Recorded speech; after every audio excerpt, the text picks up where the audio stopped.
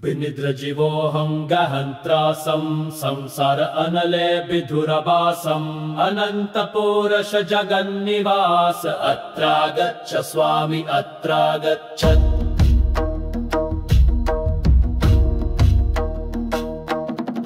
एकाकी विहारं च सर्वक्रिया एकाकी कर्मो धर्मच्च सकलम् अनन्तपुरस जगन्निवास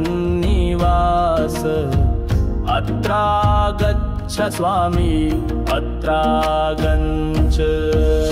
जीवोऽहं गहन्त्रासं संसार अनले विधुरवासम् अनन्तपुरश जगन्निवास अत्रागच्छ स्वामी अत्रागच्छ। पचामि पाहकोऽहं यथा सामर्थ्यम् फलजलेन सह बृन्दानाथ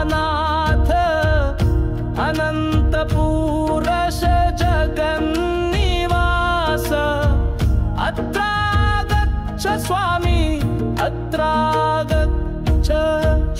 जीवोऽहं गहन्त्रासं संसार अनले विधुरवासम् अनन्तपुरश जगन्निवास अत्रागच्छ स्वामी अत्रागच्छ। करोमि देवतेशय्यारचितम् आनन्ददायिनी प्रिया सहितम् अनन्तपुरश जगन्निवास अत्रागच्छ स्वामी अत्रागच्छ।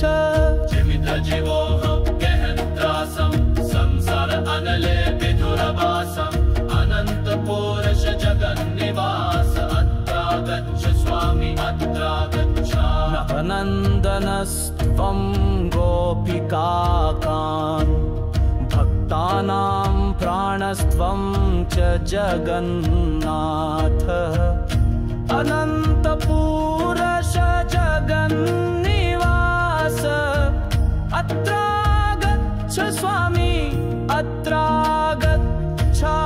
इन्द्रजीवोऽहं गहन्त्रासं संसार अनले विधुरवासम् अनन्तपुरश जगन्निवास अत्रागच्छ स्वामी अत्रागच्छ। स्वया विना नाथ स्थले मत्स्याहं यथा प्राणहीना निर्देहि देहम् अवाहति त्वं नित्य कृष्णदास अत्रागच्छ स्वामी अत्रागच्छ।